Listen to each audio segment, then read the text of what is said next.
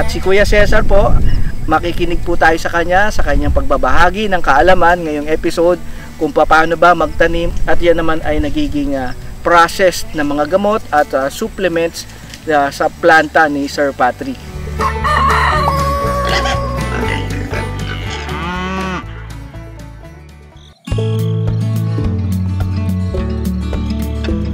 Ako si Arsenio Cesar Petso, farmers ng Binhi Company. Ang first step namin ay siyempre linis ng tataniman lupa. Sunod doon, i-cultivate para maluwag ang pag-ugat ng lagundi. Tapos noon, aming tataniman ng stem ng lagundi yung matured na ang sanga para madaling sumibol. Once na naitusok namin sa taniman, after 1 week, lalabas na yung pinaka-sibol ng stem. Bawal kasi ang fertilizer eh. Ang i-apply lang namin katulad ng mga chicken manure. Kasi siyempre, halamang gamot yan, ay bawal talaga yung mga hindi dapat eh. Sa totoo lang, simula sa puno, pagkasibol niyan, talagang dapat laging malinis hanggang sa iyong harvestin. Ay hindi namin pinadararami ang damo kasi baka matalo ang buhay ng lagundi, kaya dapat ay malinis talaga. Ang lagundi, once na establish na ugat, pwede na walang tubig, walang diligan. Pagka ganyan ang edad ng lagundi, basta tumungtong sa 4 months, matibay na kahit anong panahon. Ay hindi namin pinatataas, pinalalaki kasi mahirap sa mga farmers, lalo na sa mag-harvest, pagka tumaas. Kung talagang papabayaan mo, mga kaya niyan, mga kapantay ng nyug na yan. Nasa 20 years na kaming nagtatanim, wala naman ako nakikita malaki. Kasi nga, na-maintain namin yung saan gustong laki namin ng kanya. At nakita ko tayo may pagitan. Anong espasyo? Ang ibig sabihin ng pagitan, para hindi mahirapan ng paglilinis. Sa dadaan. O paglilinis. Pero yung pagitan naman ng planting niya sa 1 by 1 yan. 1 by 1, 1 meter, para hindi maglaban ng ugat at makakuha ng nutrients. Ayan. At ito naman dito, kasya isang tao sa pagitan. Kasi ginagamit namin grass cutter. Grass cutter, mas madali. O mas madaling linisan, maintenance. So ganito pong kailangan, no, yung dinadaanan dito at yung mga pagitan, ay gaano po karaming beses naman ito kailangan tanggalan ng damo? At tuwing mapupunan mo na marami na. Agapan agad ng linis. Lilinisin na agad. So yung mga ganito medyo bago pa lang sumisibol, okay pa. Huwag lang paabutin na sumukal. Mahirap pagka mas mahirap baka madama yung sa kaagaw pa ng lagundi yung nutrients. Kaya dapat laging malinis. Ayan. So, madali lang po pala talagang alagaan kung tutuusin. Ang mahirap lang naman yung sa simulang magtatanim ka, siyempre. Kumbaga sa bata pa talaga. Pausbong, kaya aalagaan. Pero pag nag-stable na siya, okay na.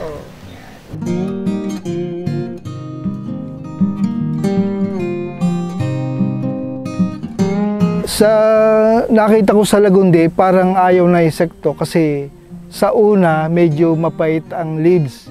Pero pagka nag-mature na, ayaw na rin niya, kaya magandang gamot sa tao eh. Hindi man inaatake ng anumang hayop. Dito sa ating nakita sa ating dinanan, magaganda naman ang pagka-leaves nila.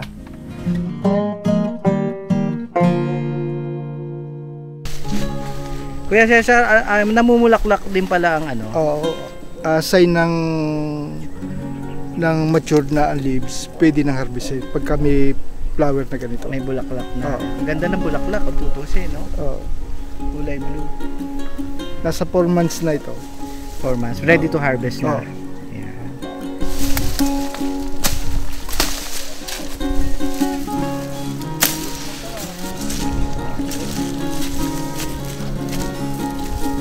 So may mga harvest kasi, may mga vines pa.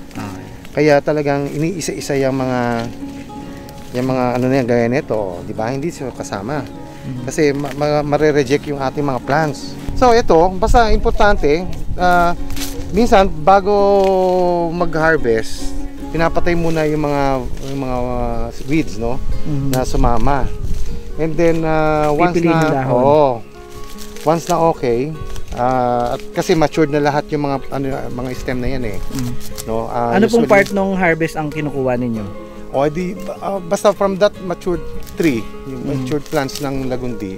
So kinakat na nila lahat 'yan, no? Yun. And then ang mga sinasama lang talaga diyan itong mga matured leaves na 'yan. Matured leaves. Oo. Yung talbos, Yung talbos, pwede mo isama pa rin, pero kumbaga yung kanyang benefits hindi masyado sa talbos eh. dapat sa mature. Oo, dapat doon sa mature. Kaya ang hawak mo diyan pag ganyan, yan. Ayan, so hindi may sasama yung talbos. Hindi, sa una, pag pruning, siyempre, kung tawagin namin gulok, siyang ipuputol. Tapos, para naman hindi masaya, para hindi mahirapan ng harvester, dadali nila sa malilim na lugar. Once na na-harvest na, naroon na simula na uli ng pagme-maintain ng paglilinis. Isang importante yung height ng putol nila, yung height. Paglilinis, hindi mahirapan ng mga farmers. Pagka medyo mataas, mahirap. Kaya dapat may limit ang pagputol. Yan, so ito na naman po yung mga na-harvestan nila. Ang kailangan daw, isa sa mga steps na kailangan gawin, ito ay para ma-group uli na mas yumabong uli yung mga dahon. Pagkatapos po nilang i-harvest, ipupruning na po nila ng ganito. Tatabasin na po nila pati yung mga lumang dahon at mga ibang sanga. Para dito naman, unti-unti, within 4 months, uusbong po ito, magmamature uli ang mga bagong dahon. Pwede na naman po silang mag-harvest. So ang bilang po nila kada 4 na buwan. So technically abot po ng 3 beses sa isang taon sila pwedeng mag-harvest. So napakaganda dahil 3 beses sa isang taon at almost plant and forget after mag-stable na ng 4 months, within 4 months ang inyong unang naitanim. Ate, ano pangalan mo? Ate? Si Luz po. Si Luz. Yeah, Ate Luz. Ayan. Si Sonia. Ate Sonia. Oh. Charles po. Charles. Kaway-kaway naman Kaway-kaway dyan. Ayan, smile. Diba, buong mundo kayo nakikita na. Kuya Johnny. Opo. Yan, laksa mo, bati ka mga kaibigan mo, asawa mo. Ayan.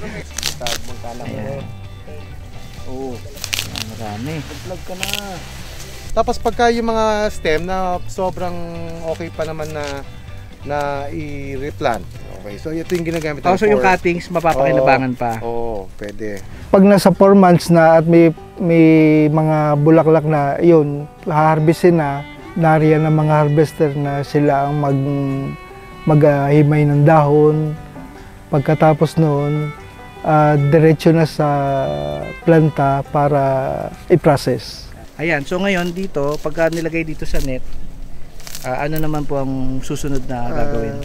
Ang sunod, pag dadala doon sa planta, hihirangan pa nila ng mga halimbawa, ligaw na dahon. Pipilian nila, pati yung mga hindi po pwede, alisin talaga. May mga nakita ko na nakahalo medyo dried na, butas na yung dahon. Tatanggalin doon sa planta. Magso-sorting pa sila doon.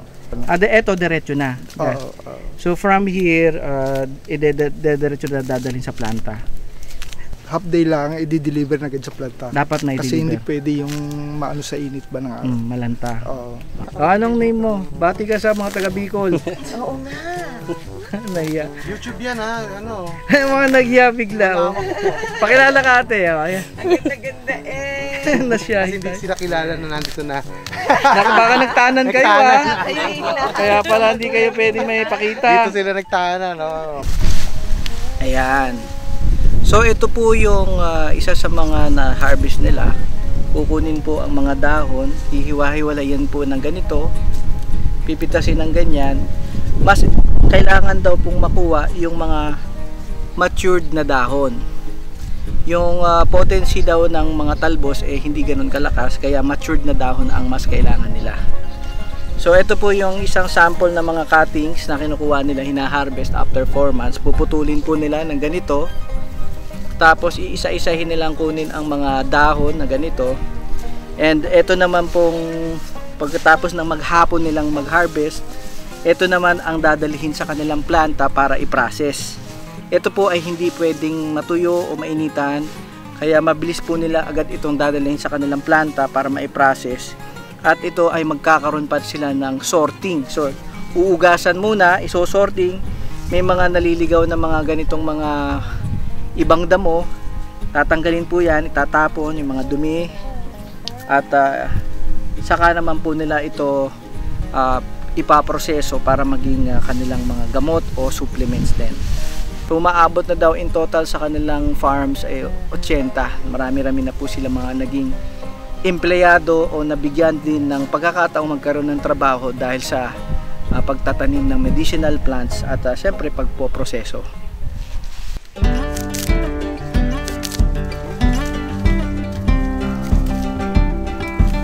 Sa modern medicine, matagal na ang lagundi as a very effective bronchodilator. Yung nagpapaluwag ng daluyan ng hangin. Okay. Kaya very effective sa mga may asthma. Di ba yung may asthma, no? Nagwiwi sila, hindi makahinga. Ang lagundi, yan ang gamot na natural for asthma. Ayan. At nakakakita tayo ng mga pasyente, talaga nag-i-improve sila, no? Minus the side effect. Kasi yung mga gamot na anti-asthma, may mga side effect yan, nanginginig yung pasyente, nagpa-palpitate. Ito wala. Ayan. So kaya lang, ang maganda pa, no, as compared to other herbal plants, no, pinag-aralan. Kaya alam natin sa Pilipinas, ang dose na gagamitin natin ay 600 milligrams. Ayan. Yan. Dapat. Para sa matatanda. At 15 milligrams per kilogram body weight para sa mga bata. So, very scientific. Noong panahon ng pandemya, umabot sa 8 tonelada ng lagundi powder ang kanilang ipinamigay. At ito'y nakatulong na makarecover ang maraming COVID patients.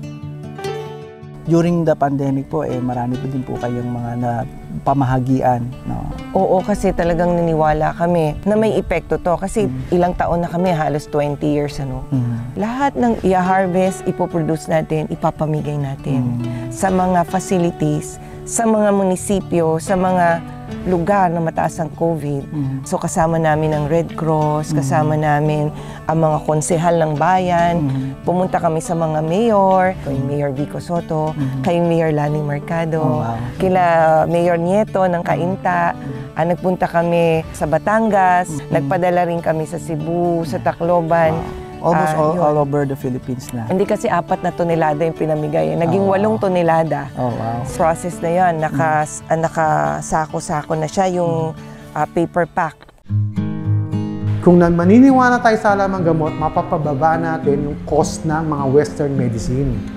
Dahil hindi lahat ng tao sa Pilipinas can afford to buy those medicine, lalo na kung maintenance medicine na yan.